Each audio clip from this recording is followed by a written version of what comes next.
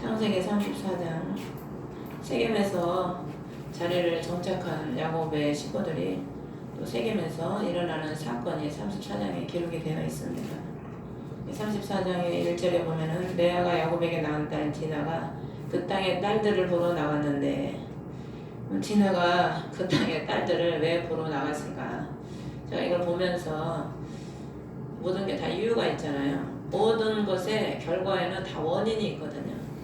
딸 디나가 세상에 나갔다는 건데, 제가 이렇게 이걸 보면서 우리 성도들도 보면은 하나님 안에서 만족을 못 느끼면은 자꾸 다른 걸 추구하잖아요.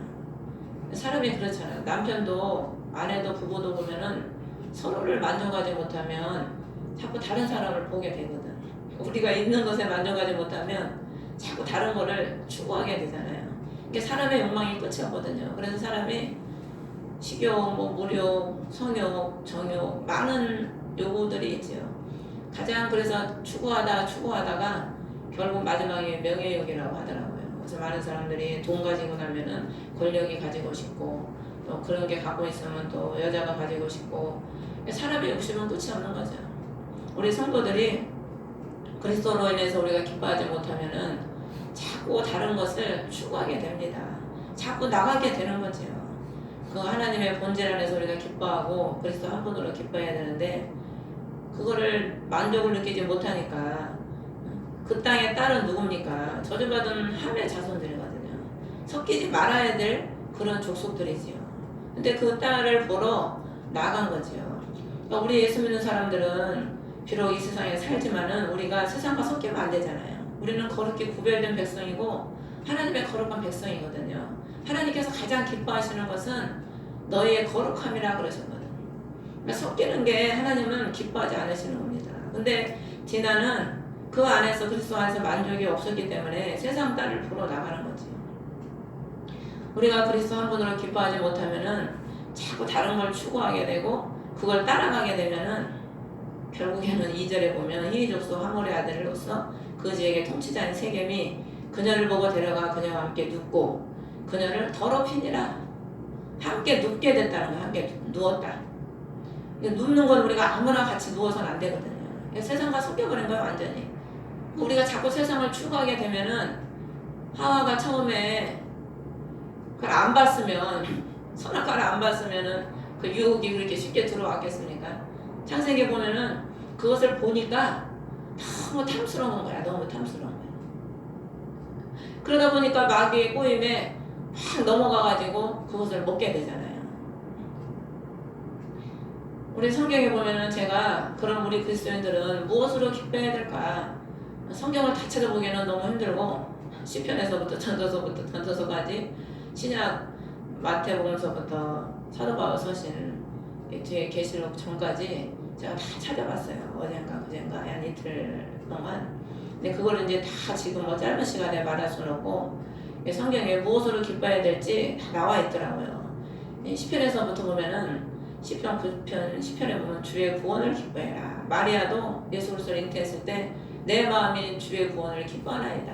하박국서 3장 18절에도 포도나무가 없고 무화과나무가 없고 다 없어도 여호와로 인해서 내가 기뻐한다. 그러니까 주의 백성들은 주의 구원을 인해서 기뻐해야 되는 거죠.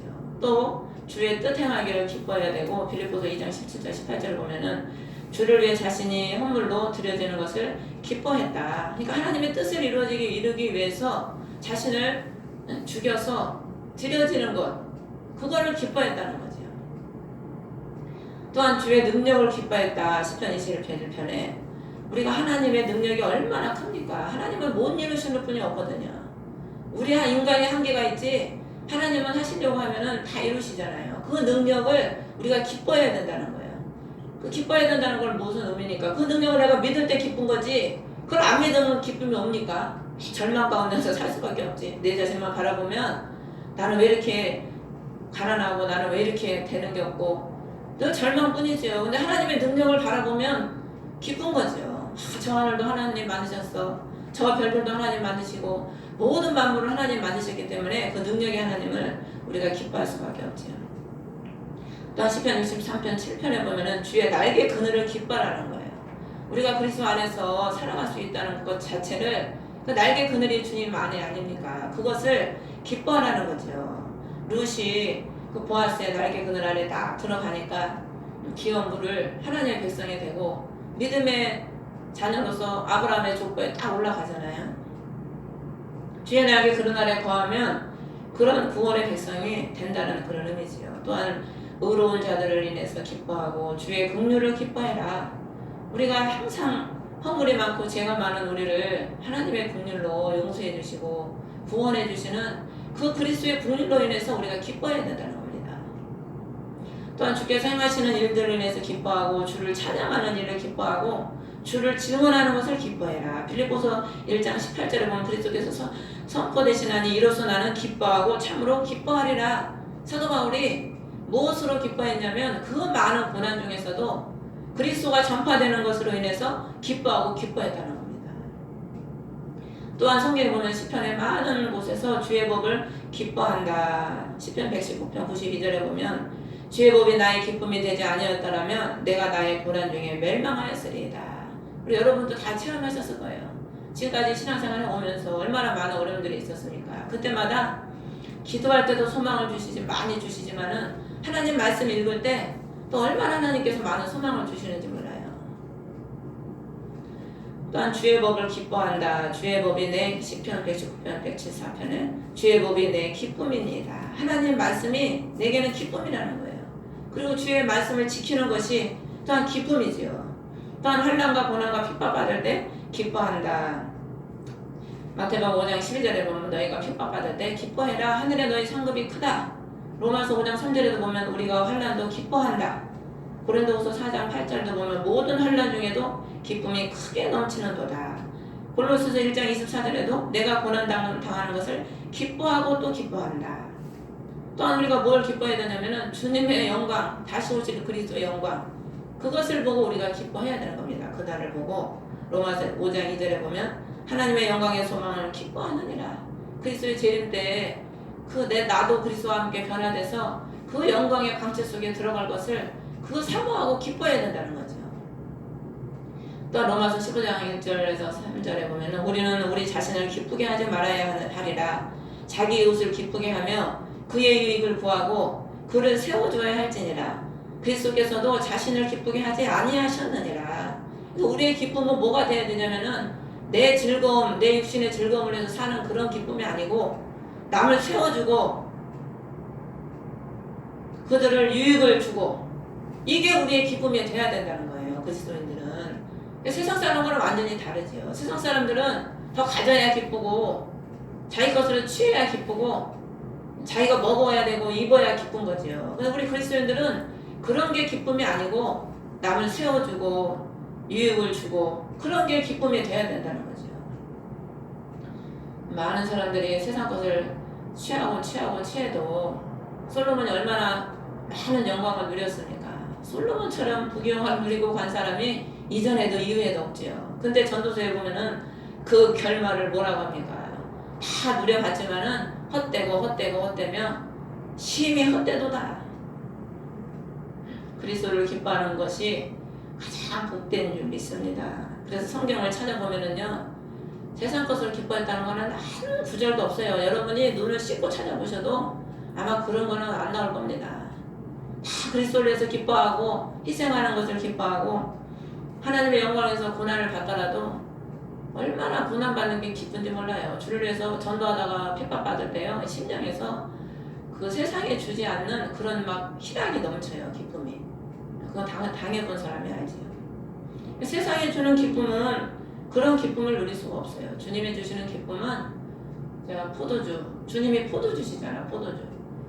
가나 혼인잔치에 포도주가 떨어졌을 때 주님이 물로 포도주를 만드시잖아요. 왜냐면은 주님이 기쁨의 근원이시거든요.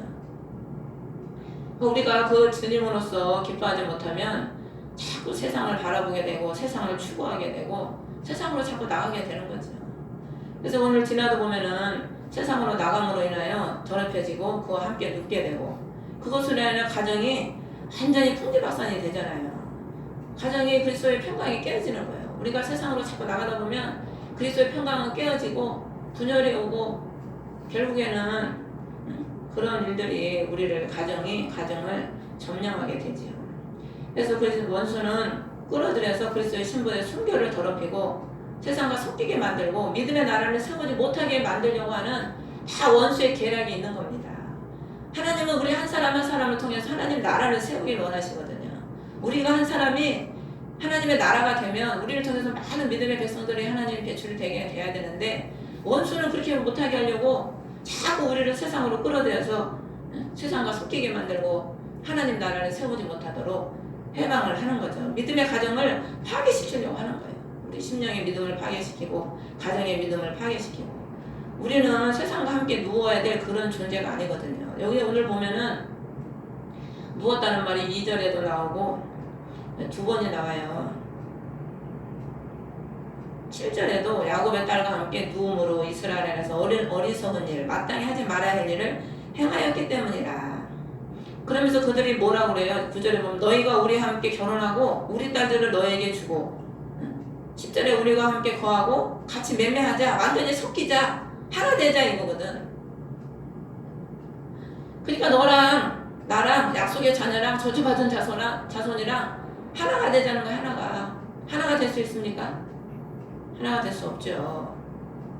빛과 어둠이 어떻게 하나가 될 수 있습니까? 하나가 될 수 없죠. 원수 마귀는 이렇게 해가지고 그 그리스도의 씨, 그리스도가 거룩한 아브라함의 씨를 통해서 오셔야 되잖아. 근데 그거를 본질적인 것을 다 해파시키려고 하는 거예요. 지금 사단은 우리 안에서 그 거룩한 그리스도의 씨 그것을 완전히 소멸시키려고 원수 마귀는 이런 계략을 꾸리는 거죠. 그러면서 자기들과 매매하고 함께하자 이렇게 말을 할 때 야곱의 아들들이 자기 누이를 더럽혔기 때문에 속임수로 13절에 보면 속임수로 응답해서 할례를 받으면 14절에 보면 할례를 받아라. 그렇지 않으면 우리가 너와 함께할 수 없다. 할례를 받으면 너희들 요구대로 그렇게 해주겠다. 거짓말로 그렇게 말을 하는 거예요. 그러면서 그들을 다 할례 받게 해가지고 그들이 여러분 다 알잖아요. 할례가 뭔지. 남자의 그 성기의 표피를 자르는 거지요. 그렇게 하고 나면은 며칠 동안은 굉장히 아프거든요. 우리 애들도 이제 우리 막내도 8살 때인가 초등학교 4학년 때인가 5학년 때인가 그걸 해줬는데 종이컵을 달고 다니죠. 그거 하고 나서 아파가지고 엉그정 이렇게 걸어다녀. 며칠은 아파가지고 엉그정 이렇게 걸으면서 그 칼도 잘라냈으니 며칠 동안 얼마나 아프겠어요. 살을 잘라냈는데 3일째 제일 아팠었나 봐. 그러니까 25절에 보면은 셋째 날 고통 중에 있을 때 시몬과 레이가 칼을 가지고 가서 그 도시를 습격하고 죽이고 27절에 보면은 그 도시를 노략하고 28절에 보면은 그 도시 안에 있던 것과 들에 있던 것을 29절에 보면 모든 재물을 빼앗고 심지어 집 안에 있던 모든 것을 노략을 했다. 이들이 그 세상 사람의 허물을 야곱의 이 아들들은 물론 뭐 억울하고 더럽혔기 때문에 뭐 자기들이 주장하는 걸 어떻게 합당할 수 있죠. 근데 또 반면에 보면은 하나님의 백성으로서 행치 말아야 될 이런 일들을 행하는 걸 볼 때 그 허물을 감싸주지 못하고 덮어주지 못하고 잔인하게 칼을 가지고 가서 잔인하게 죽이고 노략질하고 그냥 안에 있는 것 밖에 있는 것 모든 것을 다 노략을 해서 다 빼앗아 오는 거예요. 이게 바로 지금이 하는 짓이 거진 강도, 살인 강도. 세상 사람들도 이렇게 안 할 정도로 하는 거예요. 할례를 시켜가지고 하지 말아야 할 행동들을 하는 거지요. 하나님의 말씀을 가지고 빙자해가지고 율법으로 그들을 빙자해서 그들을 얽어매가지고 속여서 말하고 자기들의 율법으로 그들을 완전히 그냥 율법으로 정죄를 하고 율법으로 죽이게 만드는 거지요. 그러니까 이들이 그리고 나서 싹 죽여버렸잖아요. 이들이 회개할 기회도 주지 않고 다 죽게 만드는 거예요. 할례가 하나님의 법이잖아. 하나님의 법. 구약에 어떻게 보면 가장 큰 할례가 율법이거든. 이스라엘 백성들에게는. 하나님께서 주신 그 거룩한 법을 가지고 자기들의 유익대로 사용을 하는 겁니다. 지금 야곱의 아들들이. 오늘날에 우리가 이런 경우가 얼마나 많습니까? 하나님의 그 말씀을 가지고 자기 유익한 대로 사용하는 거예요. 참 그런 걸 보면 두렵더라고요.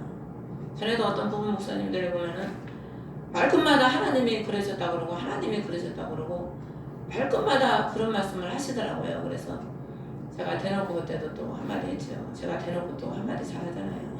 우리도 기도하고 응답받지만은 그렇게 하나님이 사사건건 뭐 이러셨다 그러고 저러셨다 그러고 그거는 목사님 아닌 것 같다고 제가 대놓고 이제 그랬죠. 전에 어떤 분은 뭐 하나님이 기회다 대고 뭐 시장 갔는데 뭐 야 고등어를 사라 뭐를 사라 또 그런다나. 아유 참 이렇게 분별을 해 분별도 못하고 하나님이 할 일 없어서 고등어 사라 같이 사라 그러시겠어. 그거 내 먹고 싶은 대로 사 먹으면 되지. 그래 그분들도 말끝마다 뭐 하나님이 이래라 그랬다고 저래라 그랬더라고 뭐 가라 그랬다고 오라 그랬다고 그러고 아니 우리가 로봇도 아니고 인간에 다 인격이 있고 지성이 있고 자기 의지가 있는데 알아서 할 건 알아서 해야지 무슨 어린애도 아니고 맨날 이래라 저래라 하겠어요. 그러니까 우리가 하나님의 이름을 막을 때 일으키지 말라고 우리가 너무 그 하나님의 존귀하시고 거룩하시고 전능하신 하나님의 이름을 다 보면 자기 유익에 따라 끌어다 쓰는 거예요. 자기 유익에 따라. 남한테 하나님이 이렇게 하라고 그랬다고 하나님이 심으라고 그랬다고 그러고 뭐 하나님이 이 교회를 나한테 주라고 그랬다고 그러고 뭐 참 별의별 사람 많더라고요. 와가지고 뭐 하나님이 자기 보고 여기 와서 어떤 여자 목사님 뭐 부흥회 하라고 그랬다고 그러잖아. 또 저번에 와가지고 그래 우리 목사님이 나는 그런 응답 받은 적 없다. 너무 우리가 하나님의 이름을 자기 유익다가 참 사용하는 걸 볼 때 참 안타까워요. 참. 그러면서 노략질하고 그러면서 자기의 유익에 따라 물질 심으라고 그러고 뭐 해야 된다고 그러고 그게 이 지금 야곱의 아들 노략질하는 거랑 다를 게 뭐가 있습니까? 할례를 이용해서 자기들 죽인 것뿐만 아니라 그냥 그 안에 있던 모든 재물을 노략질하는 거예요. 똑같이 뭐 그때나 지금이나 자기 다 배 채우려고 하는 거죠. 그러니까 30절에 야곱이 그러죠. 너희가 악취를 내게 하였도다. 악취. 이게 예수를 믿는다고 해도요. 사람들을 이렇게 보면은 인간 냄새가 나는 사람이 너무 많아요. 자기 머리를 막 불려가지고 사람을 자기 유익에 따라 끌어들여가지고 자기 유익에 따라 끌어들여서 일을 행하는 거예요. 그런 걸 보면은 인간적인 이 냄새가 너무 나는 거죠. 어떤 사람한테는 진짜 막 썩은 내가 나는 사람이 있어요. 막 기도해주면은 그 사람한테 시궁창 냄새가 나요. 시궁창. 우리가 참 하나님의 말씀이 우리를 거룩하게 하고 우리를 깨끗하게 하는 게 하나님의 말씀이잖아요. 말씀은 물이거든요. 물은 늘 씻는 거예요. 씻는 거. 항상 저도 씻을 때 보면 물이 없으면 어떻게 살을까. 이렇게 씻고 나면 얼마나 목욕하고 나면 개운합니까. 늘 씻기고 우리를 거룩하는 게 물이고 하나님의 말씀인데 우리가 예수 그리스도를 믿고 하나님 말씀을 우리가 믿고 우리 안에 생명이 있다면은 내 안에서 그리스도의 향기가 나타나야지. 아가서에 보면은 그는 내 안에 모략 향락이라고 그랬거든. 모략 향락이 뭡니까? 모략은 썩은 시체를 부패하지 않게 해주고 그 썩은 시체가 썩은 시체 냄새가 나지 않고 향기로운 냄새를 나게 해주는 게 모략 향이거든요. 그럼 우리는 썩은 존재야. 우리 안에서는 스스로는 향기를 낼 수가 없지요. 부패한 인간이 어떻게 향기를 스스로 냅니까? 못 내지. 근데 그리스도가 내 안에 모략 향락이 돼서 우리의 그 썩은 냄새만 풍길 수밖에 없는 우리를 예수 그리스도의 향기를 통해서 거룩하고 아름다운 사랑의 향기, 온유의 향기, 겸손의 향기, 용서의 향기 이런 향기들을 우리가 풍겨야지. 매일 다니면서 스컹크처럼 그 지독한 그런 냄새만 풍기고 다니고 그러면 그게 바로 하나님의 백성이라고 하기가 좀 힘들지요. 그럼 우리가 악취를 내는 자가 아니고 그리스도의 향기를 내는 자가 될 줄 믿습니다. 그래서 신약의 사복음서에 보면은 옥합을 깨뜨리는 두 여인이 나오잖아요. 그 두 여인이 옥합을 깨뜨렸는데 다른 여인이에요. 같은 여인이 아니에요. 누가복음에 나오는 죄인인 한 여인하고 요한복음에 나오는 나사로의 동생 마리아, 베다니에 사는 그 두 여자를 주님이 가장 기뻐하시는 거예요. 그 자기가 가지고 있는 가장 소중한 그 생명과 같은 그것을 주님께 깨뜨리잖아요. 깨트리니까 그 곳이 향기로 진동을 하잖아. 그 작은 그 안에 있던 그 향기가 깨지니까 많은 사람들에게 아름다운 향기를 풍기는 거예요. 그러니까 그 사람이 깨졌다는 의미거든요. 옥합이 깨졌다는 의미는 그 자신을 예수님께 깨뜨렸다는 그런 의미거든요. 근데 제가 그 두 비유를 보면서 하나 뭘 깨달았냐면은 그 누가복음에는 도시 이름도 안 나와요. 그 어떤 도시라고 돼 있고 그 여자 이름도 없어요. 그냥 죄인인 한 여자라고만 돼 있고 그 나사로의 누이는 베단이라고 지명도 나와 있고 그 이름도 나와 있잖아, 마리아. 그러면 한 사람은 왜 도시 지역도 안 나와 있고 이름도 안 나와 있고 이쪽에는 지역도 나오고 이름도 나왔을까? 딱 생각을 해봤는데 우리 주님의 사랑이 얼마나 깊으신지. 그 죄인인 한 여자는 사람 그 바리새인이 그러잖아요. 그 여자가 옥합을 깨트리고 눈물로 예수님을 머리로 닦으니까 바리새인이 속으로 아이고 저 여자가 누군지도 모르나. 저 여자는 죄인인데 저 더럽게 더러운 여자를 죄인이라고 할 때는 성적인 뭐 창녀나 뭐 그런 겠지요. 저 더러운 여자가 저 만지는데 저거 가만히 있나 속으로 그러고 있잖아요. 근데 주님은 그 이름도 안 쓰고 도시도 기록을 안 하는 이유가 많은 사람들이 죄인이라고 손가락질하는데 그 죄인인 한 여자를 이름까지 드러내고 도시까지 드러내면은 그 죄인인 여자 누구야 그러면서 아무리 사람이 은근히 그런 게 있잖아요. 은근히 예수를 믿어도 집안이 좋고 배운 게 많고 잘난 사람은 더 존경을 해요. 그런데 집안도 별볼일 없고 직업도 천하고 별볼일 없는 사람은 또 이렇게 낮게 보는 그런 게 있거든요. 우리는 인간이기 때문에.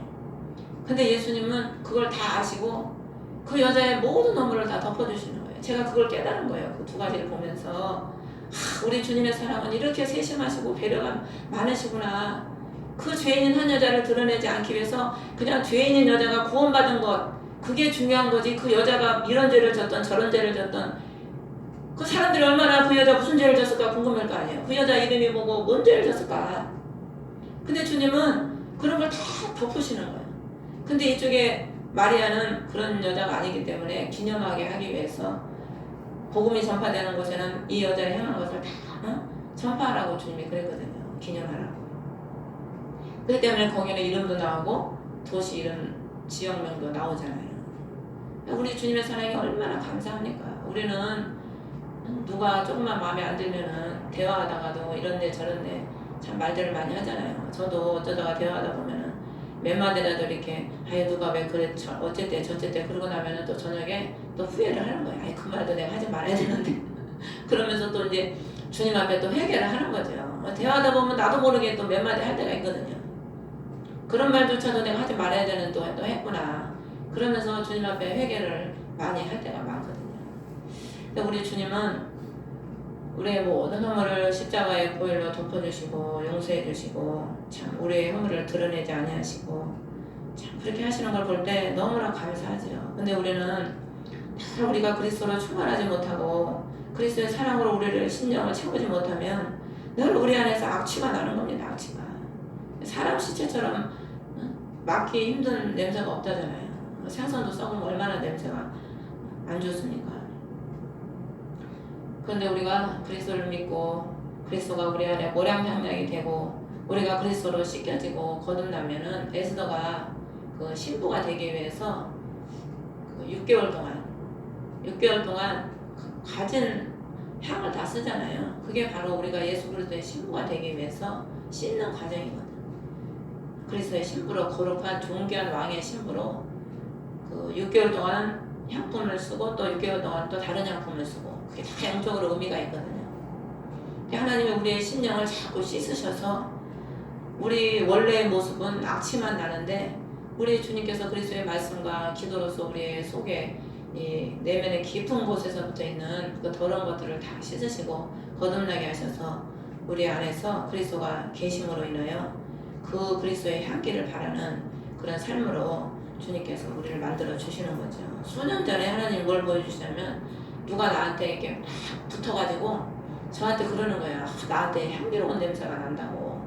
하나님이 그런 신앙의 성장 과정들을 다 이렇게 때에 따라서 이렇게 보여주시더라고요. 그러니까 우리를 통해서 그리스도의 향기가 나면은 뭐 그들에게 예수를 믿으라고 굳이 안 해도 그들이 다 돌아오더라고요. 우리가 이게 지나고 보면은 전도도 우리가 살 때 이렇게 새를 얻어서 살 때 보면은 한 집에 있는 사람들 다 이렇게 자꾸 도와주고 나눠주고 이렇게 하다 보면은 그들이 굳이 예수 믿으라고 안 해도 나중에는 다 본인들이 나도 좀 교회 좀 다녀볼까? 본인들 입에서 그렇게 다 나오더라고요. 굳이 막 처음부터 예수 믿어 막 그렇게 안 해도 그들이 내 행실과 내 그 하는 것을 보고 다 감동이 돼가지고 목사님 부부 같은 분만 내가 보면은 참 예수 믿겠다고 그 사람들 입에서 그런 말을 하는 거예요. 그럼 뭐 억지로 시켜서 그게 됩니까? 그러므로 여러분들을 보면 주위 사람들이 내가 보면은 참 은혜스러워 예수를 믿고 싶어 참 평강이 와 얼굴을 보면 참 기쁨이 오고 평강이 온다고 그래야지 내가 가면은 슬슬 피해 다니고 저 사람 보면은 편치가 않고 저 사람 보면 왠지 불편하고 저 사람 보면은 어찌 그냥 떠나고 싶고 그러면 안 되잖아요. 예?